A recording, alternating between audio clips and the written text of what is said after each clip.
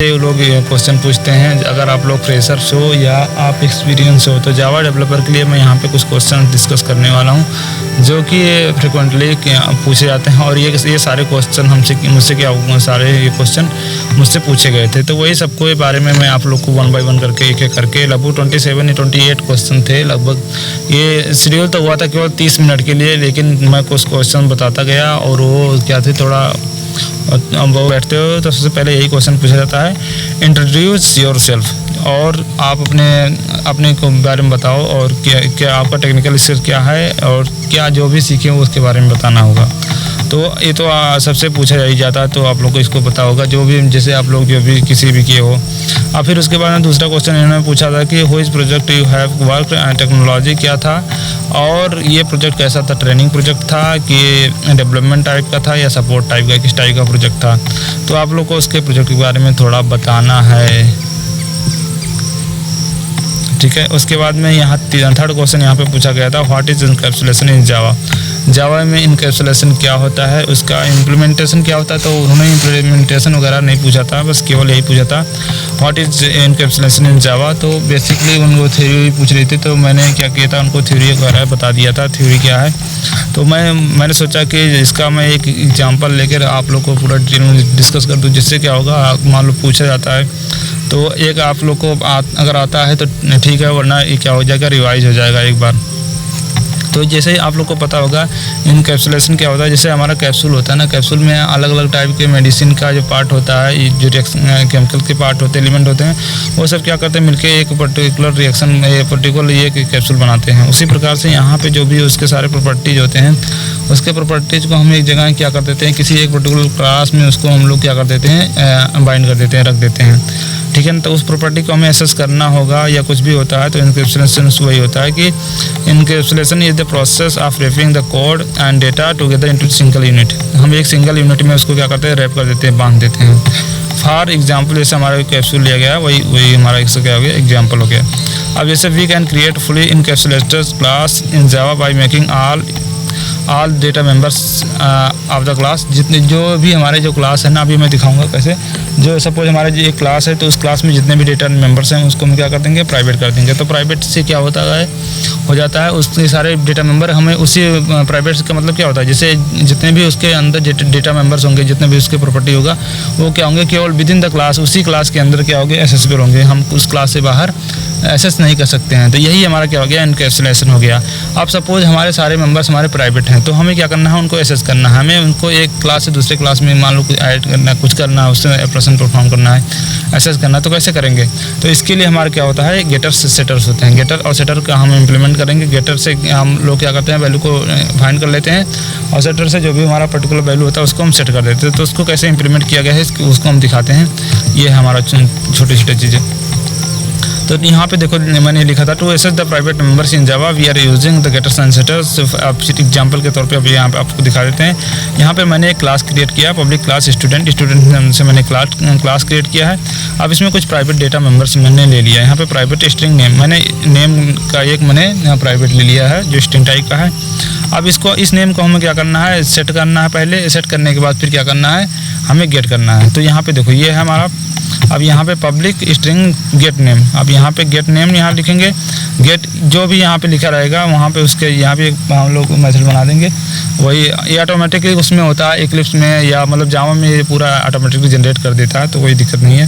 तो return name कर देगा। और उसके बाद में पब्लिक वॉइड सेट नेम, हम सेट नेम कर दें दिस डॉट सेट। दिस हमारा क्या होता है, एक जो इमीडिएट क्लास होता है ना, जो भी क्लास में होता है पर्टिकुलर डेटा मेंबर, उसी के जो तुरंत वाला वैल्यू होता है उसी को क्या करता है, ये इनिशियलाइज कर देता है। तो यहाँ पे इसलिए हम लोगों ने दिस का यूज़ किया है। यहाँ पे हम लोगों ने भी इसका गेट नेम और सेट नेम यूज़ करके हम इसके डेटा मेंबर को अगर हमें कहीं पे अगर यूज़ करना होगा तो हम इस मेथड को कॉल कर लेंगे, सेट नेम और डॉट जो भी हमारा जो ऑब्जेक्ट बनाएंगे।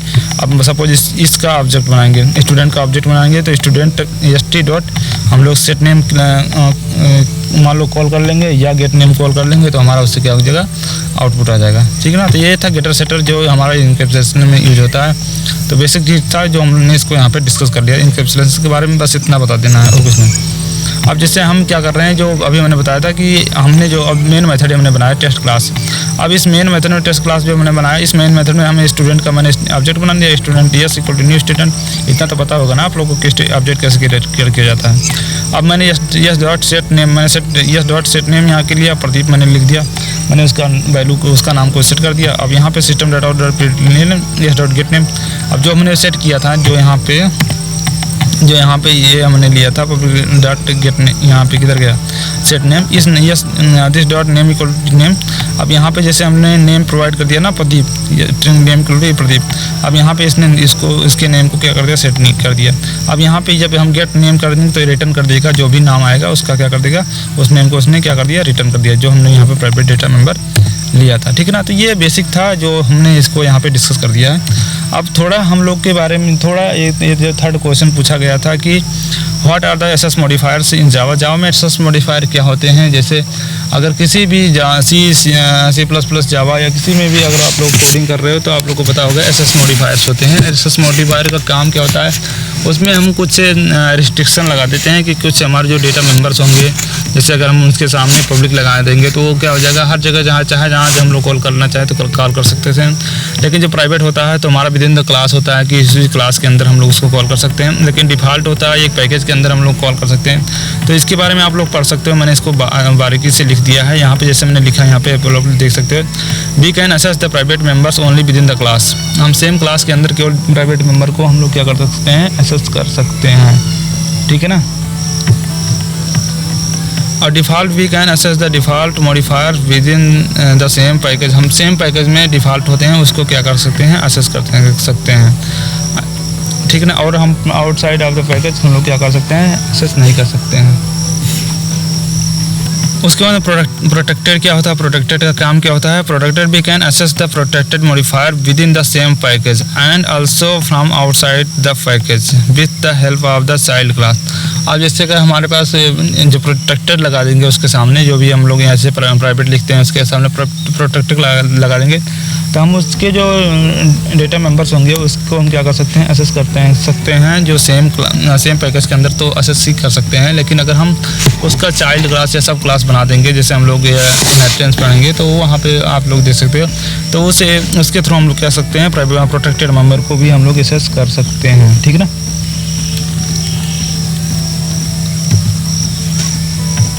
तो यहाँ पे और उसके बाद पब्लिक है, public we can access the public modifier from anywhere. जो मैंने अभी बताया था कि जो पब्लिक होंगे हम उसको कहीं पे भी उसको असेस कर सकते हैं, जो भी डेटा मेंबर्स होंगे सेम पैकेज या दूसरे पैकेज या किसी में भी।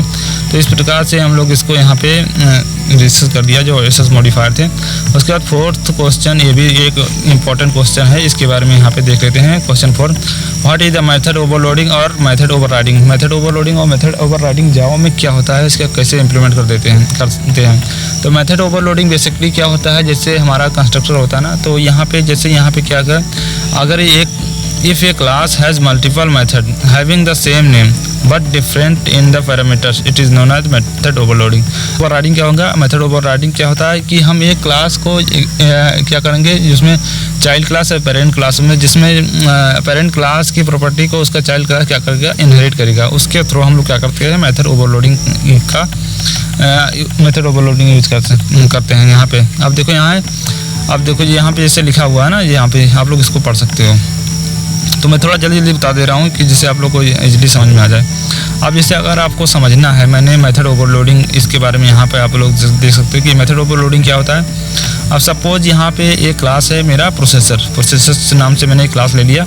अब इस क्लास में मैंने प्रोसेस नाम से एक मैंने बना दिया, ठीक है ना, प्रोसेस नाम से एक मैंने मेथड बनाया। अब इसमें एक इंट आई और इंट जे, इसमें 2 वेरिएबल ले लिया मैंने, ठीक है ना। अब इसमें आउट ले दिया, इसमें आई और जे को मैंने प्रिंट करा दिया, ठीक है ना। और फिर जो दूसरा हमने मेथड बनाया सेम नाम से, जो प्रोसेस नाम था, प्रोसेस नाम सेम है, लेकिन इसमें क्या थे, 2 इंटीजर लिए थे। मैंने एक इसमें इंटीजर एरे ले लिया। अब इसमें पता नहीं कितने एलिमेंट होंगे इंटीजर एरे में, ठीक है ना। तो मैंने एक इंटीजर एरे ले लिया। अब इसमें देखो पैरामीटर क्या डिफरेंस है ना। अब लेकिन एक मैंने तीसरा ले लिया जो ऑब्जेक्ट बना दिया एक दूसरे क्लास का, ये ऑब्जेक्ट टाइप का है, ठीक है ना। दूसरे क्लास के ऑब्जेक्ट, इसमें डिफरेंट टाइप के ऑब्जेक्ट का मैंने एरे टाइप ले लिया। अब ये तीसरा हो गया। तो इसमें आप लोग देख सकते हो कि मैंने क्या लिया प्रोसेस, इसमें ये क्या है हमारा 3 मेथड है, प्रोसेस प्रोसेस प्रोसेस, लेकिन इसमें पैरामीटर क्या डिफरेंस है। तो यही हमारा होता है मेथड ओवरलोडिंग। अगर हमारे जो पैरामीटर्स हैं जो उस मेथड में, उसमें क्या हुआ मेथड पैरामीटर थोड़ा डिफरेंस हो, लेकिन उनके जो मेथड का नेम हो वो सेम हो, उसी को क्या बोलते हैं हम लोग मेथड ओवरलोडिंग। अगर हम मेथड ओवरराइडिंग की बात करें तो उसको क्या कर सकते हैं, आप देखो अब यहाँ पे क्लास मैंने ले लिया, क्लास यहाँ पे मैथ प्रोसेस से अब एक्सटेंड कर देगा प्रोसेसर को। जो मैंने इसको लिया इसका मैंने एक सब क्लास बना दिया, हमने चाइल्ड क्लास बना दिया। अब ये क्या कर रहे हैं, इसमें जो हम लोग मेथड बनाया इसे ओवरराइड कर देना है। जो हम लोगों ने ये मेथड बनाया था ना प्रोसेस, अब इसी को ओवरराइड कर देना है इंट आई और जे। देखो ये एक्सटेंड करके दूसरे क्लास में, ये जो सेम क्लास था ये प्रोसेसर था, इस प्रोसेसर का एक दूसरा मैंने एक्सटेंड करके मैथ प्रोसेसर मैंने नाम से बना दिया एक दूसरा मेथड। और इसको जो मैंने पहला मेथड बनाया था इसको मैंने ओवरराइड कर दिया, एडजरेट ओवरराइड यहाँ पे लगा देंगे नोटेशन, और यहाँ पे आई जे लगा दिया तो इसे सिस्टम डॉट आई प्लस जे यहाँ पे इसको रिटर्न कर देगा। अब इसी प्रकार से मैंने यहाँ पे एक इंटीजर अरे लिया, यहाँ पे अब इस अरे को मैं सम करके रिटर्न कराना चाह रहा हूँ, यहाँ पे फॉर लूप लगा दिया और जो इसको सारे जो वैल्यू आएंगे उसको यहाँ पे प्रिंट करता चला जाएगा, ठीक है ना। तो ये जो हमारा होगा ये दोनों हमारे क्या हो जाएंगे, ये हमारे ये मेथड ये देखो इसको ये ओवरराइड कर रहा है, इस वाले मेथड को ये वाला कर रहा है, ये लास्ट वाला ये अरे है और यहाँ पे ये अरे है। तो ये दोनों क्या कर रहे हैं, ये दोनों एक दूसरे को ओवरराइड कर रहे हैं, ठीक है ना। और जिसमें इनहेरिटेंस क्लास यूज़ करते हैं, ठीक है ना। तो ये हमारा तो बेसिक जो हम लोग यहाँ पे इसका यूज़ किया। अब ये थोड़ा इंपॉर्टेंट क्वेश्चन है, ये 5th वाला। यहाँ पे यही थोड़ा इंटरव्यू के मेथड को चेंज कर दिया था, मतलब जो भी क्वेश्चन पूछा जाएगा तो इसमें अगर कोडिंग टाइप का क्वेश्चन अगर पूछते हैं तो इसको आप लोग को अच्छे से इसको एक्सप्लेन करना है। तो जैसे जो भी कुछ पूछा गया था मेथड ओवरलोडिंग के बारे में, तो उन्होंने एक दे दिया था कि आप लोग को मेथड ओवरलोडिंग ऐसे इम्प्लीमेंट करना है जिससे हमारा मान लो 3 वैल्यू हो एक्स वाई जेड, और इसमें एक्स की वैल्यू 5 हो, वाई की वैल्यू 5 हो, जेड की वैल्यू 5 है, ठीक है। तीनों के वैल्यू 5-5 हैं। तो हमारा पहला आउटपुट आना चाहिए 15, दूसरा आउटपुट आना चाहिए 10 और तीसरा, उसमें हमें मेथड ओवरलोडिंग का कंसेप्ट को हमें क्या कर देना, एक्सप्लेन करना है। तो यहाँ पे मैंने पब्लिक क्लास ओवरलोडिंग नाम से मैंने बना दिया पब्लिक इंट। अब यहाँ पे ओवरलोडिंग मैं इसको रिटर्न करना चाह रहा हूँ, ठीक है ना। ओवरलोडिंग इंट आई एक्स वाई जेड यहाँ पे कर लिया, अब तीनों को सम कर दिया तो 15 आ जाएगा। उसके बाद पब्लिक ओवरलोडिंग सेम मेथड लिया और यहाँ पे मैं 2 वेरिएबल पास कर दिया, इसको ऐड कर देंगे तो हमारा 10 आ जाएगा।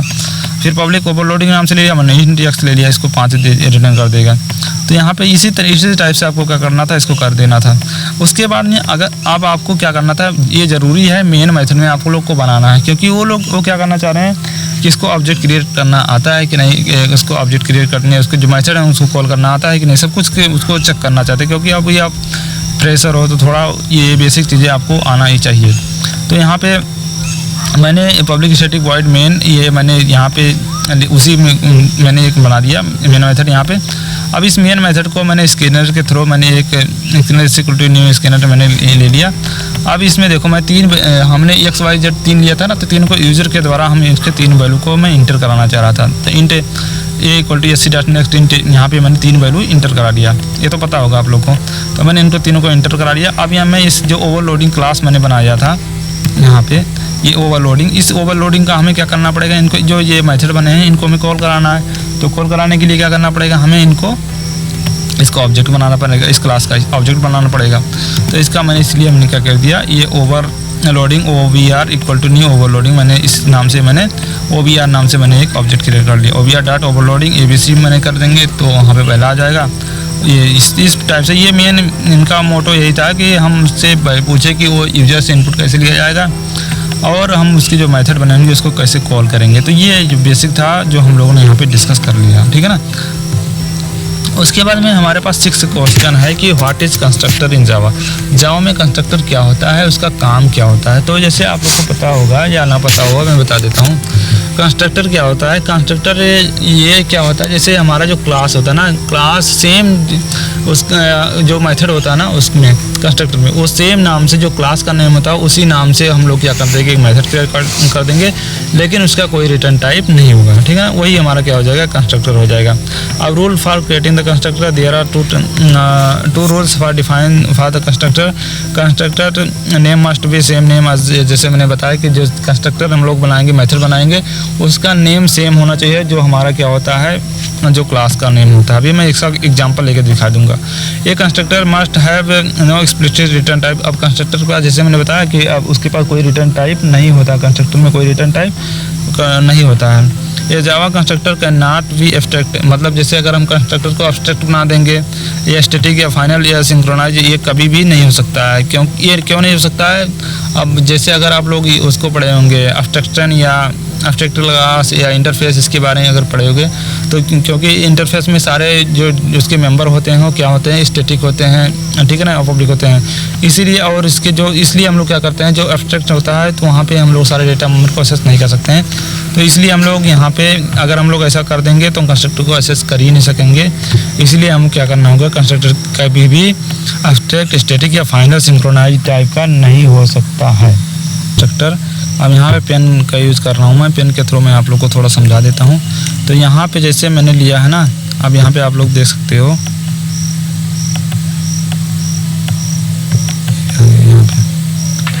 यहाँ पे मैंने लिया क्लास स्टूडेंट नाम से, ये मैंने लिया क्लास बनाया।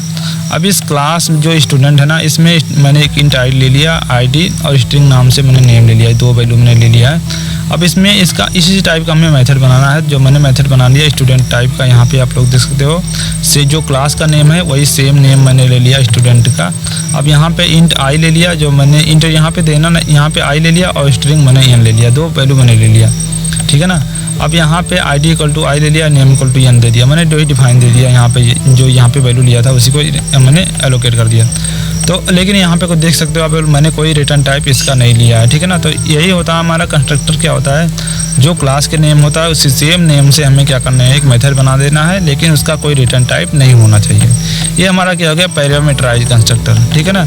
अगर आप लोग को डिफ़ॉल्ट कंस्ट्रक्टर क्रिएट करना है तो डिफ़ॉल्ट कंस्ट्रक्टर क्या करें, कैसे क्रिएट करोगे, तो जैसे यहाँ पे स्टूडेंट लिखा ना, स्टूडेंट ही आप लोग लिख देना है केवल, बस यहाँ पे और कुछ भी नहीं लिखना है। यहाँ पे कोई रिटर्न टाइप नहीं होगा, बस ये हमारा क्या हो गया, ये हमारा डिफ़ॉल्ट कंस्ट्रक्टर हो गया। इसमें कुछ भी लिखना नहीं, कोई पैरामीटर वगैरह हम लोग पास नहीं करेंगे। तो डिफ़ॉल्ट ये अगर हम लोग क्रिएट करते हैं तो ठीक है, वरना ये जावा ऑटोमेटिकली क्या कर देगा, ये इसको क्रिएट कर देगा। डिफ़ॉल्ट कंस्ट्रक्टर हमेशा क्रिएट ही कर देता है, ठीक है ना। अब वॉइड डिस्प्ले नाम से मैंने एक मेथड और अलग बना लिया, तो ये तो कंस्ट्रक्टर है नहीं, असिस्टेंट आईडी और इसका वैल्यू कर प्रिंट कराना चाह रहे हैं तो कर सकते हैं। अब इसका मैंने एक मेथड बना लिया, ठीक है ना। अब देखो यहाँ पे मेथड बना दिया इस टाइप का, student S1 equal to new student. अब यहाँ पे एक मैंने आईडी ले लिया 111, मनोज ने लिया, दूसरा ऑब्जेक्ट बना लिया। यहाँ पे इस टाइप से आप लोग S1 S2 को आप लोग क्रिएट कर सकते, आप लोग इसका देख सकते हो, इसका आउटपुट आ जाएगा 111 और मनोज आ जाएगा, और दूसरे में आ जाएगा यहाँ पे ये जो हम लोगों ने लिया नए लाइन से 222 और दीपक आ जाएगा। तो ये था जान है कि कॉपी कंस्ट्रक्टर क्या होता है और कॉपी कंस्ट्रक्टर का काम क्या होता है, किस टाइप से करता है। तो यहाँ पे जैसे C++ में क्या होता है, कॉपी कंस्ट्रक्टर डिफ़ॉल्ट होता है, लेकिन जावा में ये भी सपोर्ट करता है, लेकिन हमें जावा में मैनुअली क्रिएट करना पड़ेगा, ठीक है ना। अब देखो, in Java copy constructor is special type of the constructor that create an object using another object. हम दूसरे ऑब्जेक्ट का यूज करके हम एक नया ऑब्जेक्ट क्रिएट करते हैं जो सेम टाइप का होगा, ठीक है ना, सेम जावा क्लास टाइप का होगा। It return the duplicate copy of the existing object of the same class. जो भी सेम क्लास होगा उसका एग्जिस्टिंग ऑब्जेक्ट क्रिएट करके हमें दे देगा, ठीक है ना। इसी का काम होता है कॉपी कंस्ट्रक्टर का। अब इसका एग्जांपल हम लोग देख सकते हैं कि कैसे कर सकते हैं। तो यहाँ पे जैसे हमने लिया पब्लिक फ्रूट नाम से एक मैंने क्लास बना दिया। अब ठीक है, प्राइवेट इसमें 2 मैंने डेटा मेंबर्स ले लिया। अब यहाँ पे कॉपी कंस्ट्रक्टर का यूज़ कैसे करेंगे, यहाँ पे देखो मैं इसका ऑब्जेक्ट ही रखें, जो यहाँ पे फ्रूट नाम है ना, इसका मैंने यहाँ पे ऑब्जेक्ट दे दिया, पास कर दिया, आर्गूमेंट एज आर्गूमेंट इसका ऑब्जेक्ट पास कर दिया। इसी का काम क्या हो गया, कॉपी कंस्ट्रक्टर हो जाएगा, ठीक है ना। अब एक बड़ा सा एग्जाम्पल लेकर हम आप लोग को दिखा देते हैं कैसे किया जाता है। पब्लिक जैसे मैं फ्रूट लिया, अब यहाँ पे डबल मैंने प्राइस वगैरह यहाँ पे क्लियर कर दिया, ठीक है ना। अब देखो यहाँ पे मैंने इसी का मैंने ऑब्जेक्ट पास कर दिया जो यहाँ पे दिया गया था। अब यहाँ पे this dot price equal to price दे दिया। यहाँ पे गेटर सेटर का यूज कर रहे हैं हम लोग, जिससे हम लोग वैल्यू सेट कर दे रहे हैं। अब यहाँ पे एक बड़ा सा एग्जाम्पल ले रहे हैं, इसके थ्रू हम आप लोग को यहाँ पे समझा दे रहे हैं। यहाँ पे जैसे मैंने पब्लिक फ्रूट मैंने क्लास यहाँ पे प्राइवेट डबल प्राइस ले लिया, स्ट्रिंग नेम ले लिया। अब यहाँ पे फ्रूट यहाँ पे डबल प्राइस और स्ट्रिंग नेम, ये मैंने एक तो मैंने इसका जो कंस्ट्रक्टर बना दिया जो सिंपल हम लोग बनाते हैं अभी यहाँ पे, ठीक है ना। जो हम लोग यहाँ पे कंस्ट्रक्ट इनिशियलाइजिंग रोल नंबर यहाँ पे जो भी हम लोग को दिया गया है तो वही हमने दे दिया। अब हम लोग फ्रूट यहाँ पे मैंने इसका काम क्या हो गया, कॉपी कंस्ट्रक्टर हम लोग यहाँ पे क्रिएट कर रहे हैं, इसका ऑब्जेक्ट यहाँ पे पास कर दे रहे हैं। सिस्टम डाटा ऑर्डर प्रिंटिंग ने मैंने कर दिया, यहाँ पे शो प्राइस हम लोग यूज़ कर रहे हैं, यहाँ पे इसका प्राइस रिटर्न कर देगा। अब देखो यहाँ पे जैसे हम लोग यहाँ पे ले लिया शो नेम। अब जैसे क्लास, अब यहाँ पे जैसे आप लोग देख सकते हैं मेन मेथड मैंने बनाया, यहाँ पे फ्रूट का मैंने जो यहाँ पे दिया गया था मेरा पहला ऑब्जेक्ट यहाँ पे फ्रूट, इसका हम लोग ऑब्जेक्ट क्रिएट कर रहे हैं F1 equal to new fruit. अब यहाँ पे देखो जो हम लोग ने पहला जो यहाँ पे पास कर रहे हैं, जो पहला मेथड बनाया हम लोगों ने, यहाँ पे एक तो प्राइस हमें पास करना है, दूसरा स्ट्रिंग नेम पास करना है। तो रूबी रोमन ग्रेप्स यहाँ पे ये इसका नाम दे दिया। सिस्टम डॉट हम लोग क्रिएट करना है F1 जो हम लोगों ने बनाया, और डॉट शो को हम लोग कॉल करेंगे तो ये वाला इसका जो प्राइस होगा इसको रिटर्न कर देगा। अब यहाँ पे शो नेम, अब अगर हम शो नेम को कॉल कर देंगे तो शो यहाँ पे नेम पास कर रिटर्न कर देगा और उसका प्राइस रिटर्न कर देगा। अब मैंने क्या कर दिया, दूसरा वाला मेथड हमें ये वाला मेथड क्रिएट कॉल कराना है, जो हम लोग कॉपी कंस्ट्रक्टर के द्वारा हम लोग मतलब उसको यूज़ करना चाहते हैं। तो इसको कैसे यूज़ करेंगे, तो यहाँ पे फ्रूट F2 मैंने न्यू फ्रूट F1 जो हमने इसका जो मैंने ऑब्जेक्ट क्रिएट किया था इसको मैंने यहाँ पे पास कर दिया। तो इसका काम यही हुआ कि हमने इसका ऑब्जेक्ट पास करके यहाँ पे रिटर्न करके दे दिया, जिससे हमारा क्या हो जाएगा, एक आउटपुट आ जाएगा। ठीक है ना। तो इसका हमारा सेम काम होता है कॉपी कंस्ट्रक्टर का, जो हम लोगों ने यहाँ पे यूज़ किया। कि अब यहाँ पे क्या पूछा गया है कि कुछ एक्सेप्शन हैंडलिंग के क्वेश्चन यहाँ पे होंगे। जैसे यहाँ पे पूछा गया है how we will know that what type exception is this. ठीक है ना, ये किस प्रकार का एक्सेप्शन है, ये कंपाइल टाइम होता है या रन टाइम होता है। ठीक है ना। और यहाँ पे इसको हम लोग अगले जो मैंने कोड लिखा हुआ है उसमें आप लोग समझाएंगे किस टाइप का कैसे किया समझेंगे। जैसे कंपाइल टाइम क्या होता है कि सपोज हम लोग कुछ एरर देने, मतलब कुछ भी टाइपिंग एरर या कुछ भी हो जाता है यहाँ पे कुछ, तो कंपाइलेशन टाइप एरर होता है। लेकिन जो कुछ लॉजिकल, जैसे हम लोग 0/5 लिख दिया या 5/0 लिख दिया, 5/0 लिख दिया, तो ये क्या हो जाएगा, ये अनडिफाइंड। तो इस टाइप का अभी इस ऑप्शन को हम वहाँ पर देखने वाले हैं। तो अब यहाँ पे दिया गया है can be multiple catch block in Java. क्या जावा में मल्टीपल कैच ब्लॉक हो सकते हैं। Find one try block with multiple catch block in Java. Every try block लिखा, तो वो जो ट्राई ब्लॉक होगा वो मस्ट है कि उसको क्या होगा कि एसोसिएट हो, मतलब उसके साथ लगा हुआ वो हमारा कैच ब्लॉक। इस टाइप से हम ट्राई के बाद जैसे यहाँ पे हम लोग लिखते हैं ना, हमें एक एग्जांपल के थ्रू आप लोग को यहाँ पे समझाने वाले हैं। यहाँ पे आप लोग देख सकते हो कैसे समझा रहे हैं। यहाँ पे एग्जांपल ले रहे हैं। तो एक एग्जांपल ये है कि यहाँ पे जैसे मैंने यहाँ पे ले लिया कि ट्राई, जो यहाँ पे मल्टीपल कैच मैंने एक नाम से क्लास बना लिया। उसके बाद में मैंने public static void main method में गया, यहाँ पे मैंने इस ट्राई ब्लॉक लिया।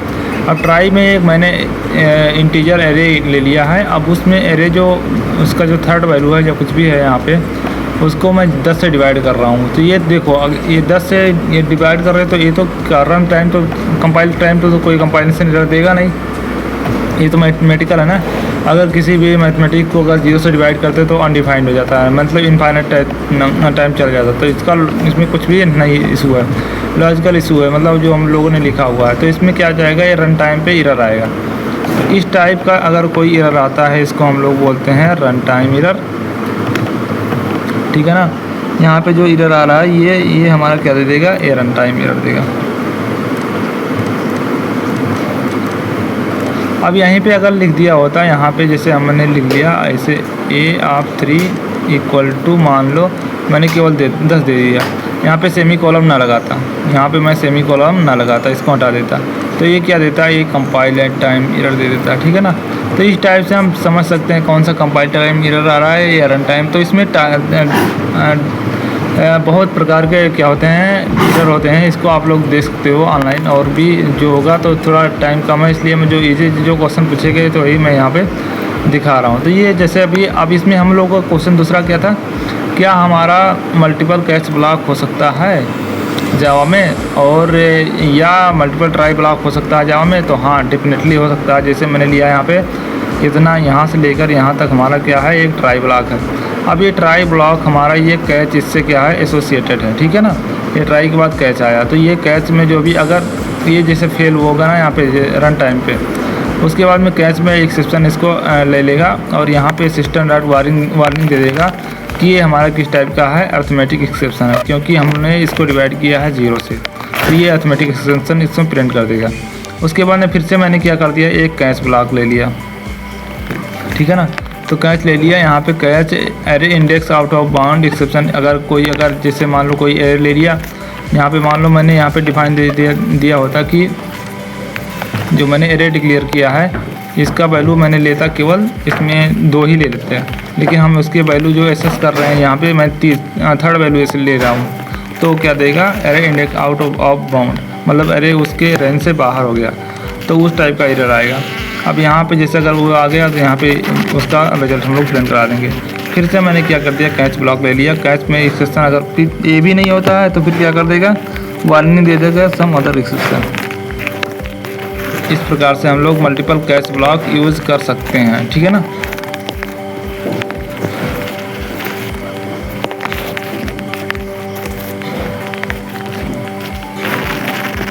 अब यहाँ पे पूछ रहा है what is the difference between the throw and throws, throw और थ्रोज में क्या डिफरेंस है, ये भी काफ़ी बार पूछा जाता है। इसमें मतलब क्या बेसिक डिफरेंस क्या होता है। तो जैसे यहाँ पे आप लोग देख सकते हो कि थ्रो कीवर्ड क्या होता है, इसका यूज करते हैं हम लोग एक्सप्रेशन को एक्सप्लिसिटली जो exception, the throw keyword is used to and throw only one exception.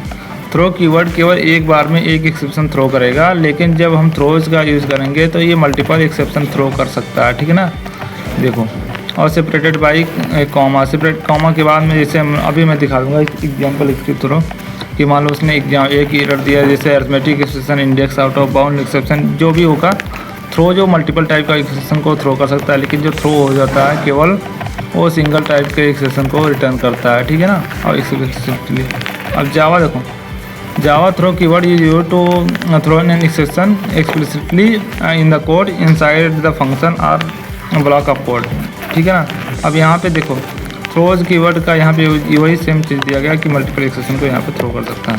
अब जैसे इनका एग्जाम्पल अगर हम लोग लेना चाहें तो कैसे डिफाइन कर सकते हैं, तो public class test throw, public static void main check number, मैंने एक ये चेक नम नाम से मैंने एक मेथड ले लिया है यहाँ पे। अब यहाँ पे इंट ले लिया। अब इसको हम लोग चेक करना चाह रहे हैं, जैसे अगर हमारा नंबर एक से क्या है छोटा है तो थ्रो कर देगा न्यू अरिथमेटिक एक्सेप्शन, यहाँ पे अरिथमेटिक एक्सेप्शन से थ्रो कर देगा। उसमें मैंने कमेंट में पास कर दिया है कि number is negative can not calculate square, तो अगर निगेटिव नंबर है उसका हम स्क्वायर कैलकुलेट नहीं कर सकते हैं, तो ये अरिथमेटिक एक्सेप्शन दे देगा, ठीक है ना। अगर ऐसा नंबर एक से छोटा नहीं है तो यहाँ पे क्या कर देगा, स्क्वायर उसका कर देगा करके यहाँ पे स्क्वायर करके हमें प्रिंट करके दे देगा, ठीक है। अब मेन मेथड मैंने बना लिया यहाँ पे, जैसे आप लोग देख सकते हो मेन मेथड में यहाँ पे लिया है टेस्ट थ्रो न्यू थ्रो, यहाँ पे जो भी है मैंने टेस्ट थ्रो इसका मैंने मेथड बना लिया। अब यहाँ पे चेक नम पिन दिया, अगर यहाँ निगेटिव है तो यहाँ पे इसका क्या कर देगा, ये एरर थ्रो कर देगा, ठीक है ना, ये वाला। तो यही था इसका। अब क्लास टेस्ट थ्रो मैंने दूसरा बना लिया कि इसमें मैंने एक और मेथड बना लिया, ठीक है ना, एक दूसरा मेथड बनाया जिसमें डिवाइड कर रहे हैं। डिवाइड में क्या कर रहे हैं, एक नंबर मैंने ले लिया यहाँ पे,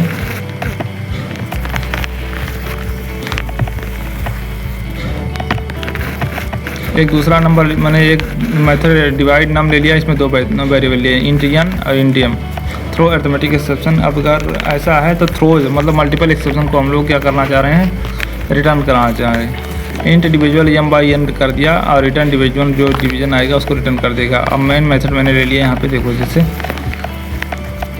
यहाँ पे पब्लिक स्टैटिक वॉइड मेन, अब यहाँ पे टेस्ट थ्रो, अब यहाँ पे ट्राई ब्लॉक लिया है मैंने। अब ट्राई ब्लॉक में यहाँ पे देखो प्राइंट, ये जो हमने डिवाइड मेथड को कॉल किया, ठीक है ना, डिवाइड मेथड को कॉल किया, यहाँ पे 10 और 45 को हम 0 से डिवाइड करेंगे तो अरिथमेटिक एक्सेप्शन पक्का आएगा, तो ये करेक्ट अरिथमेटिक एक्सेप्शन ई दे देगा, ठीक है ना।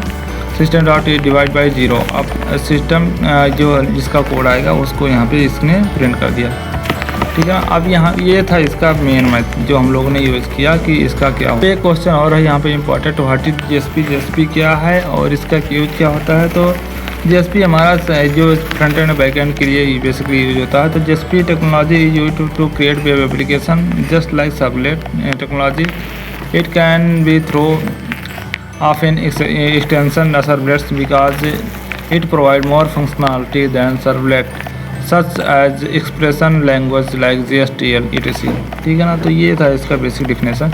अब what is the difference between the hash table and hash map. Hash table और हैश मैप में क्या डिफरेंस है और इंटरनल वर्किंग क्या होता है हैश मैप का, तो इसके बारे में ये सारे क्वेश्चन पूछे गए थे। तो जैसे आप लोग यहाँ पे देख सकते हो, hash map is non synchronize, मतलब हम लोग उसको सिंक्रोनाइज नहीं कर सकते हैं, and not thread safe, while hash table is thread safe and it is synchronize. Hash map allow one null key, अगर हैश मैप की यूज कर रहे हो तो वन नल की हो सकती हैं, and value can be null, where अगर हैश टेबल अगर आप यूज कर सकते हो तो उसमें कोई भी नल या, जिससे हमें पता है कि हैश, जैसे पाइथन में हमारा क्या होता है डिक्शनरी, उसमें की और वैल्यू होते हैं, इसी टाइप से हैश मैप में होता है, इसमें की वैल्यू पेयर के रूप में कुछ भी हमारा वैल्यू उसमें की होते हैं, उसके वैल्यू होते हैं, उसी के पेयर के रूप में ये हमारा ये यहाँ पे डिफाइन किया रहता है, ठीक है ना, जो भी हमें java.util पैकेज में होता है। अब इसका हम एक एग्जांपल के थ्रू हम लोग देखना चाह रहे हैं कैसे हम लोग इसको देख सकते हैं। तो जैसे मैंने यहाँ पे ले लिया पब्लिक क्लास हैश मैप का जो हमने एक्सप्लेनेशन दिया, मैंने इस नाम से मैंने एक क्लास बना दिया, ठीक है ना। अब मेन मेथड में जा रहे हैं, तो ये जो हैश मैप है java.util पैकेज में है और डॉट हैश मैप, इस अगर आप इसको इंपोर्ट कर देते हो तो इसका यूज़ कर सकते हो, ठीक है ना। तो यहाँ पे हैश मैप, यहाँ पे मैं स्ट्रिंग और इंटीजर नाम का जो की है उसका स्ट्रिंग टाइप का है और वैल्यू जो हमने इंटीजर टाइप के लिया। अब यहाँ पे मैप नाम से मैंने इसका ये क्या है नेम है। तो अगर कलेक्शन आपको थोड़ा बहुत आता है तो ये मैं थोड़ा बेसिक से बता दे रहा हूँ। न्यू हैश मैप यहाँ पे यूज़ करके यहाँ पे आप लोग एंकर ब्रैकेट के अंदर लिख सकते हो। और इसे मैप डॉट पुट, यहाँ पे पुट मेथड होता है, और जैसे आप लोग कोई वैल्यू अगर उसमें असाइन करना है, ठीक है ना, तो जो मैंने मैप ये मैंने नाम लिया है मैप डॉट पुट, उसमें विशाल मैंने जो इंटीजर टाइप स्ट्रिंग टाइप का था उसका मान लो एज हो गया है कुछ भी हो तो यहाँ पे 10 दे दिया। मैप डॉट सर्चिंग कुछ सर्चिंग को ले लिया, यहाँ पे 30 दे दिया। अगर हम इसको हम लोग क्या करते हैं, इसका हम साइज ऑफ मैप का देखना चाहते हैं, साइज वैल्यू को कॉल करा देंगे तो इसका कितना आ जाएगा 2 आ जाएगा, साइज आ जाएगा। अब पुटिंग, अब यहाँ पे देखो सिस्टम डाटा प्रिंट मैप, अगर मैप कर देंगे तो उसमें की वैल्यू जो होगा उसको प्रिंट कर देगा।